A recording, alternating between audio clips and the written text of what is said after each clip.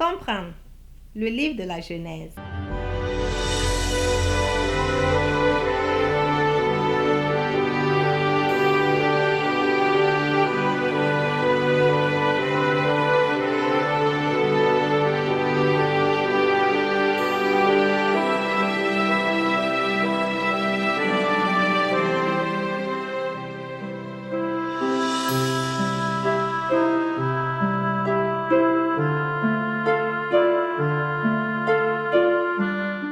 Bienvenue à votre émission. Notre étude d'aujourd'hui a pour thème la création. La question du jour: connais-tu ta valeur? Un conférencier a commencé son séminaire en brandissant un billet de 20 $. Qui veut de ce billet? Demanda-t-il. Des mains se levèrent dans l'assistance. Je vais donner ces 20 $ à l'un d'entre vous, mais laissez-moi d'abord faire ceci. Il froissa le billet et demanda à nouveau: qui en veut encore? Les mêmes mains se levèrent en l'air. Eh bien, répondit-il, et si je fais ça? Il laissa tomber le billet et lui marcha dessus, puis le ramassa, tout froissé et sale. Maintenant, qui en veut encore? Encore une fois, les mains se levèrent. Le conférencier continua de maltraiter. Cela n'entachait de rien les désirs des gens de se l'approprier, et les mains continuaient de se lever. Chers amis, plusieurs fois dans nos vies, nous sommes aussi lâchés par nos proches, froissés et trempés dans la boue par nos choix et nos circonstances. Nombreux sont ceux qui, après les ravages du péché dans leur vie, se demandent s'ils ont encore de la valeur. Certains répondent par la négative et contemplent le suicide.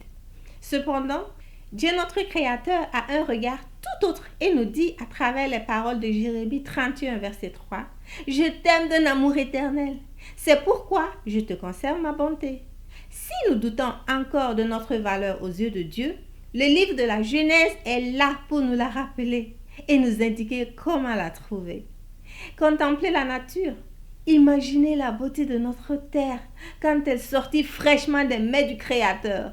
Les fleurs d'une beauté époustouflante, les grands arbres, les animaux de toute espèce. Tout cela fut créé pour le bonheur de toi et moi. C'est un cadeau de Dieu. Nous devons donc en prendre soin. Tu es spécial aux yeux de Dieu parce que contrairement aux animaux, Dieu t'a créé à son image en vue d'entretenir avec toi une relation privilégiée. Genèse 1, verset 27 insiste que Dieu créa l'homme à son image. Il le créa à l'image de Dieu. Il créa l'homme et la femme. Notre vie sera misérable tant que nous n'allons pas cultiver notre relation avec Dieu en méditant sur sa parole, consacrant du temps à la prière et en choisissant de vivre selon ses principes d'amour. Le mariage a été instauré par Dieu entre un homme et une femme. L'infidélité et l'homosexualité sont contraires au plan de Dieu pour ses enfants.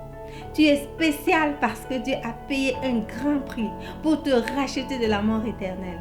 Romains 5, verset 8 dit: mais Dieu prouve son amour envers nous, en ce que lorsque nous étions encore des pécheurs, Christ est mort pour nous. Peu importe la laideur de tes péchés, accepte le pardon de Dieu et ta vie sera transformée. Cher ami, ta valeur est fondée uniquement sur le fait que tu es un enfant du Créateur de l'univers. La façon dont quelqu'un vous traite ne change pas votre valeur. Ce que les gens disent ou font ne diminue pas qui vous êtes. Les erreurs que vous avez commises ne diminuent pas non plus votre valeur. Le plus important est de laisser Dieu faire son œuvre en nous pour nous transformer, pour notre épanouissement et celui de notre entourage. Comme le dit Romains 8, 35, qui nous séparera de l'amour de Christ? Sera-ce la tribulation, ou l'angoisse, ou la persécution, ou la faim, ou la nudité, ou le péril, ou l'épée? Rien de tout cela. Sachons que nous avons de la valeur et glorifions Dieu en traitant les autres avec amour, dignité et respect.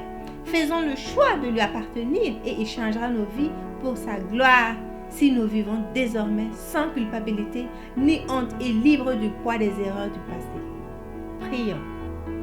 Dieu notre Créateur, merci parce que tu nous rappelles aujourd'hui que nous avons de la valeur à tes yeux. Merci pour ton amour inconditionnel pour nous. Aide-nous à revenir à toi et nous comporter en fils et filles dignes du roi de l'univers. Au nom de Jésus. Amen.